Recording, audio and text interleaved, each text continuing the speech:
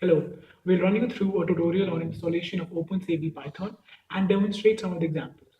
Before we start, let us talk about what OpenCV is. OpenCV is an open source computer vision. It consists of library of program functions. The library is a cross-platform. It focuses mainly on real-time image processing. There are many applications of OpenCV. Some of them are 2D and 3D feature toolkits, ego motion, image detection, facial recognition, gesture recognition, mobile robotics, segmentation, and motion tracking. Initially, OpenCV was written in C++, but now there are interfaces present for Python, Java, and MATLAB. OpenCV is even present for CUDA-based GPU processors, but till date, it's only compatible up to the version 5.5. OpenCV runs on all major platforms such as Windows, Linux, OS X, iOS, FreeBSD, and OpenBSD, Android, and BlackBerry 10. So first we need to update and upgrade our system. For that we'll be using the command sudo apt-get update. So it will be downloading all the packages from the net, as you can see on the down below, that it depends on the internet speed of your system and it takes a lot of time to complete it. Then we have to, same thing we have to do with upgrade, and so we'll be pasting that command on the terminal. We have written all the commands separately in the notepad so that it's easier for us to execute the commands. As you can see, the speed of the internet is pretty very less right now, so it's taking a lot of time. So we have to wait for the system to be updated and upgraded, because when we are installing a new system, we need to make sure that all the working components are up to date, so that it doesn't create any hindrance for running of the compiler. And we'll have to wait for some time. Now I can pause the screen so that I can show you the result. So as you can see, it's already been completed, and yeah, but some of the files were failed. So I'll run the upgrade command again. So if this is a very common error which you might also get, and if you're adding some additional files are required, so the system will ask you whether you want to continue or not. So you can type y and continue. So as you can see, I have started the upgrade command again. So it has now been completed, and upgrade and update work has been completed. Now we need to install many dependencies, such as support for reading and writing image files, drawing on the screen, some needed tools, etc. This step is very easy. We just need to paste that command in the terminal, and as you can see, this command is very large, so it's again taking additional disk space. So the compiler will ask us to continue or not. So you just have to press Y and press enter, and then it will start downloading the additional files. These dependencies are required for reading and other tools.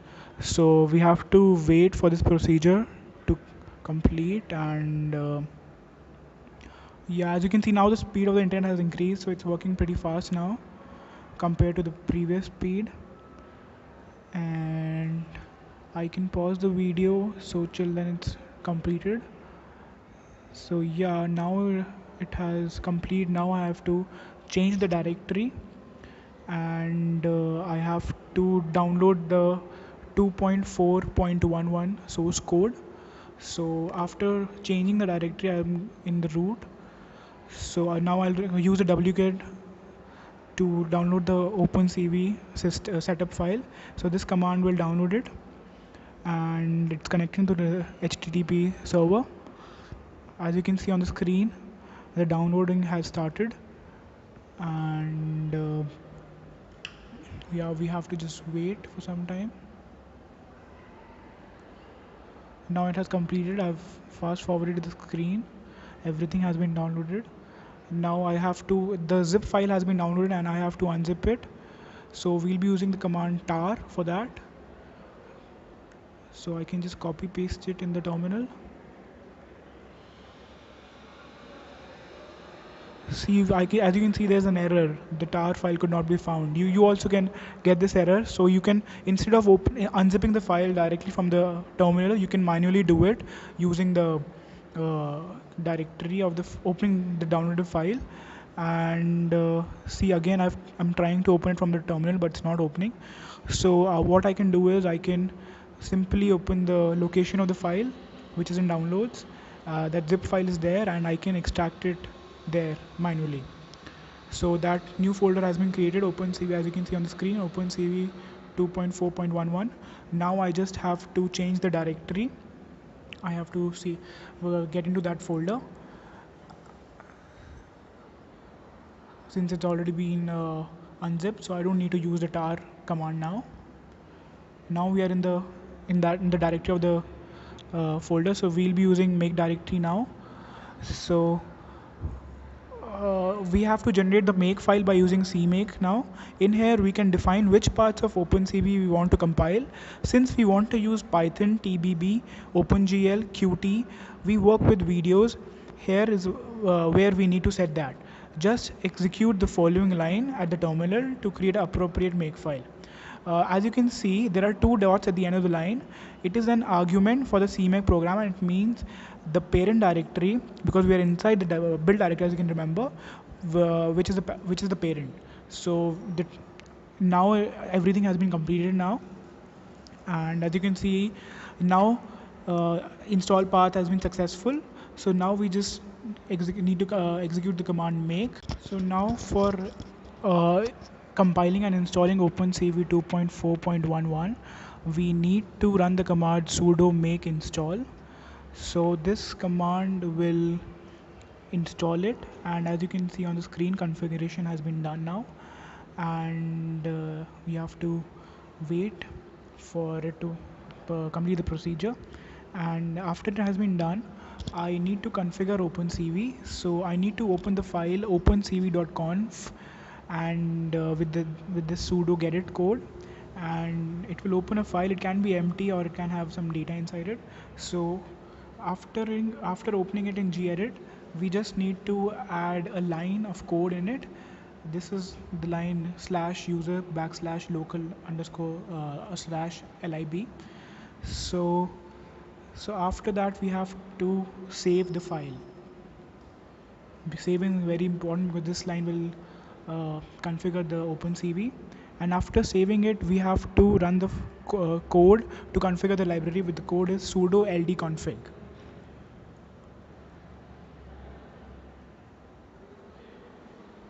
So after ld-config, we have to open another file, bash.bashrc.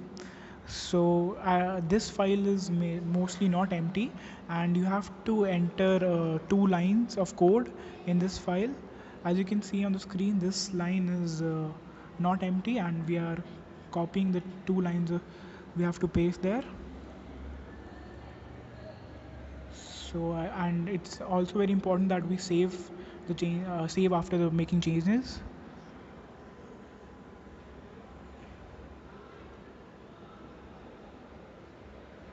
Yeah, so the lines have been copied, and you can just put some of indenting in it, and saving is very important. So now configuration has been done to the OpenCV, and we need to close the console and open a new one. We need to restart the computer, because otherwise OpenCV won't work. So installation has been completed. Thank you. Just now we learned how OpenCV Python can be installed on a Linux system. Now we'll move forward and understand some of the demonstration and see some of the examples on how we can use OpenCV for image processing in real time. OpenCV comes with many features. Some of them are GUI features. We can do video analysis. We can draw objects. We can caliber the images. And if you move further to more complex problems, we can use machine learning and some libraries like Theano, PyLearn, Nolearn to process images. So I'll help you with the GUI features, in which we'll learn simple operations. We'll learn how to read an image. We'll learn how to save and display an image, and gradually we'll move forward to some complex problems. Now we'll see some simple examples of OpenCV. First, let us just download an image on which we want to conduct our experimentation on. So I'm downloading a simple flower image. So here's the image. I'm just choosing a simple image. Download the image and save it. For now, I'm saving it on my desktop.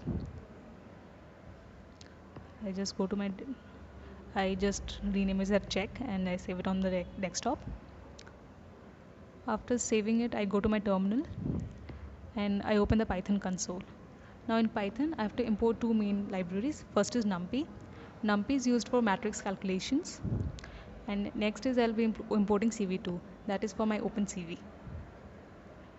Now that I've imported, I take a variable image and with the help of CV2, I read it. So the command here would be cv2.imread. In the imread, I have to, as the parameter, I have to give the location. So I just copy the location of my image, I paste it here. Just make sure that you give the location of the home directory. So I delete the first variables and then I import the image, and now the image is saved in the variable image. Now I have to show it. For that, I will use the command cv2.imshow. Here first I'll give the window name. I give the window name as image itself, and next I give the variable name, which is also image. Once I give it, now I have to make the command stay for a while so that the image is properly visible. For that, there is a command called waitkey. So I use cv2.waitkey. This will make the image stay longer. So as you can see, here's the image. Now the next step would be destroying the window that was created, so that all the operations are killed and we can start the next operation. So the command will be cv2.destroy all windows. You can see such commands, but if you force quit, then you'll come out of the Python console and then you'll have to start by importing everything again. So it is advised that you destroy all windows and not force stop any action. So as you can see, I had to import again NumPy and my CV2. Next, we'll learn some simple GUI features. Something simple features like line drawing and drawing a rectangle. So for that, first I use this command. This is a common mistake that we all make, so I am making the mistake so that we don't repeat it and we consider that when we do the command, when we execute the command. So in the zeros, it's not zeroes. As we'll see further what the mistake happens, let us just see. So the parameters that I have to give here is, the first two parameters are the size of the windows, so I'm giving it as 512, and the third parameter is the type. As you can see, there is an error because the spelling is zeros. So I'll execute the command again. So as you can see, I've imported all the libraries required and I'm executing the command again. np.zeros. So it returns an array which is stored in the variable img. So now my img stores a 512 into 512 black image. Next, I have to draw a line. So for that, the command is cv2.line. The first parameter that I will pass is the image on which I have to draw the line. The next parameter will be the starting coordinate of the image, which is 0, 0 in this case. The next parameter will be the end coordinates, which is 400, 400 in this case. And then I have to specify the color. So here I'm specifying the blue color. So this is the numeric value for blue color, and then the size of the pixels. Now that the line is drawn, I have to show the image. So I repeat the command as I discussed earlier. So it's cv2.imshow, the name of the window and the variable. I have to execute the waitkey command so that the image stays on the screen. As you can see, the line is drawn from 0, 0 to 400, 400 in the color blue in the required pixel. I have to kill the window so that it does not overlap and all my threads are killed. So the same, you cancel here and destroy the window from the terminal itself so that you still stay in the Python console.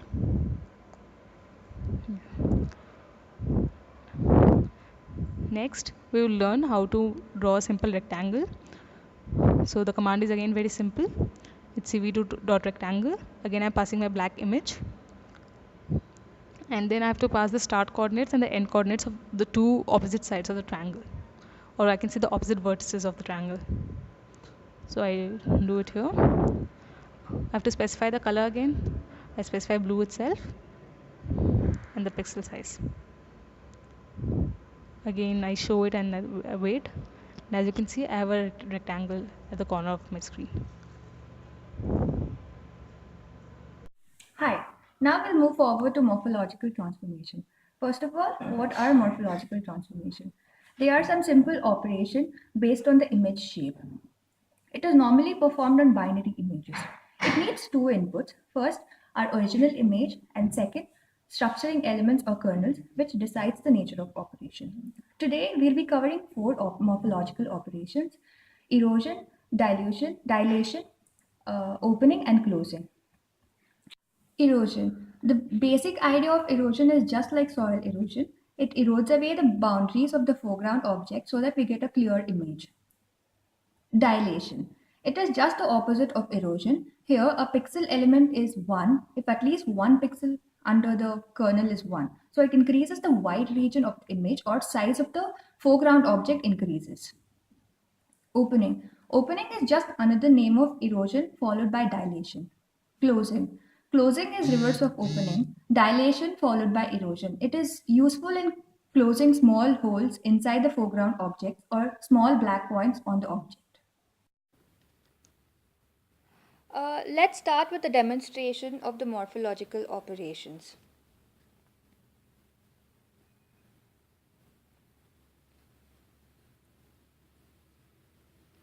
ImRead function reads the image and stores it in a variable img.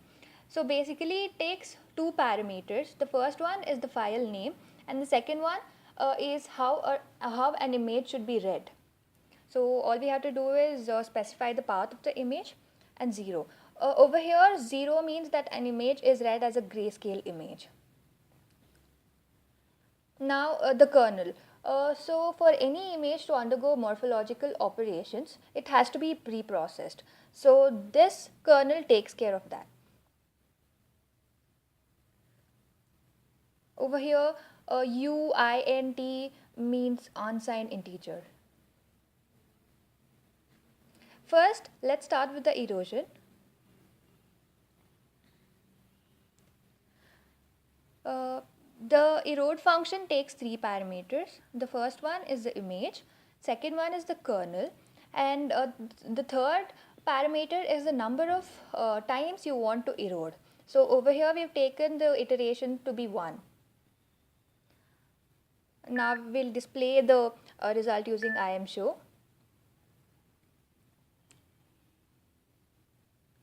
imshow takes two parameters, the image name and the result. Yeah, there you go.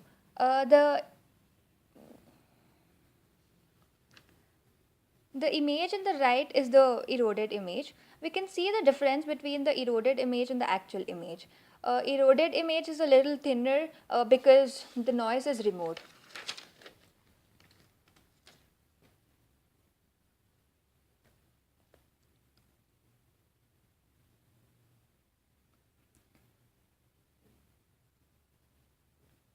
The next concept would be dilation.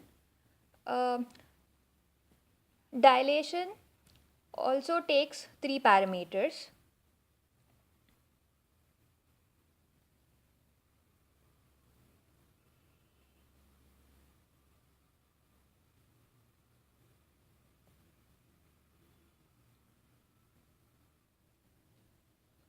Yeah, we are storing the dilated result in the variable called as dilation.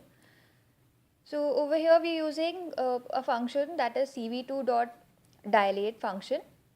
The dilate function takes three parameters.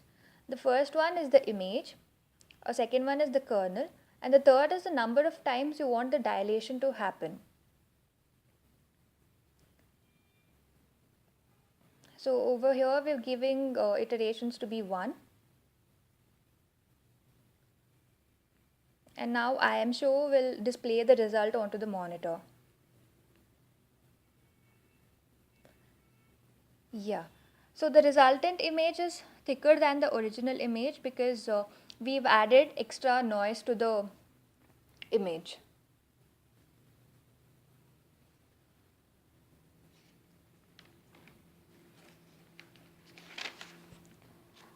cv2.destroy all windows, as the name suggests, destroys all the opened windows.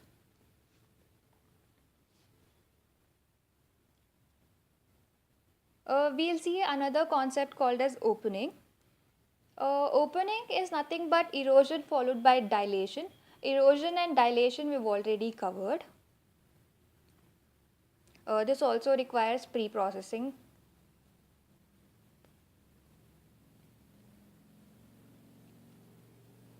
Oh, sorry.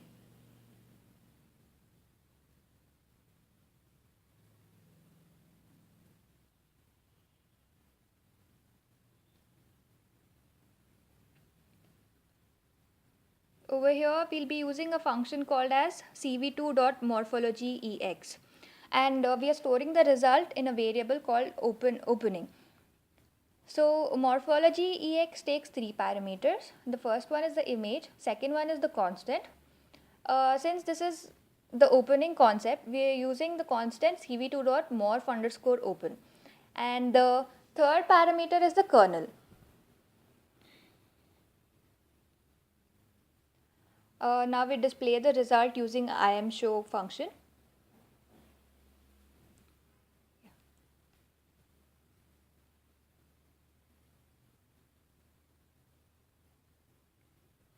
And you can see the result.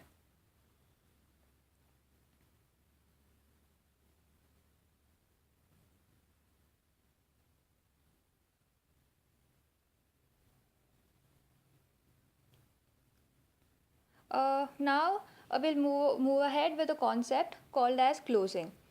Closing is nothing but dilation followed by erosion. Here also we are using the same function cv2.morphology.ex, but with a different constant, that is morph_close. It takes three parameters as usual. The first one is the image, second one is cv2.morph_close, because this is the closing operation, and the kernel. Yeah, we can see the result, and we can clearly see the difference between the original image and the resultant. Now we'll destroy all windows.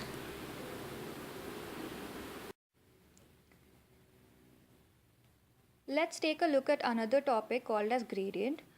Gradient is the difference between the dilation and the erosion, the topics which we covered earlier.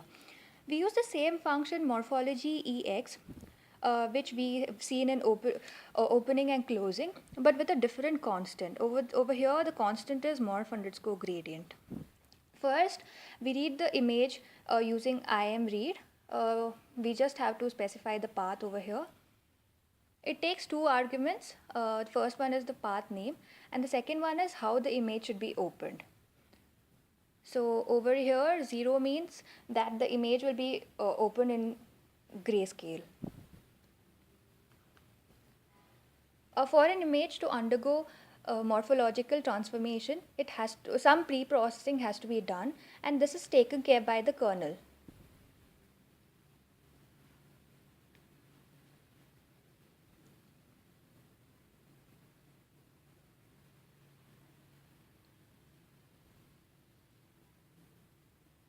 Oh, sorry. Over here, uint is nothing but unsigned integer.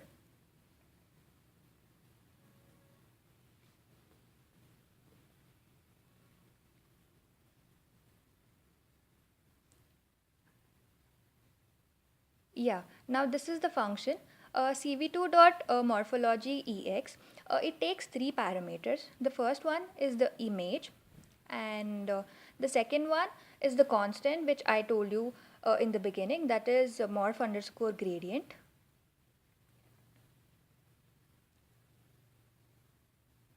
And the third constant would be the kernel itself.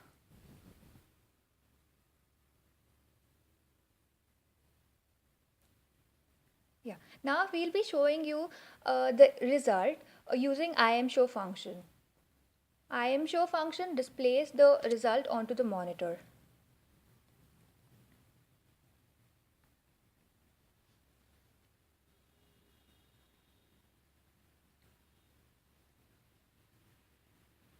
As you can see, the image has only outlines. So it is useful for finding the outlines of an object. Yeah, you can clearly see the difference between the original image and the result. There is another concept which is very similar to the gradient. This is called as top hat. This concept also uses the function morphology ex, but with a different constant, that is morph underscore top hat. As I told you earlier, morphology ex takes three parameters. The first one is image, second one is the constant cv2.morph underscore top hat, and the third one is the kernel.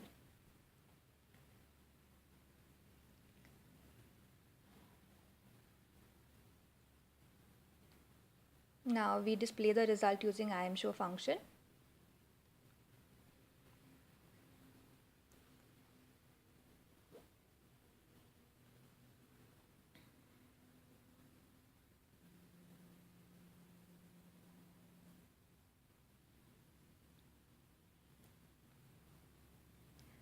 IMShow takes two parameters, that is the image name and then the resultant image. So yeah, the result is the difference between an input image and its opening which we already covered.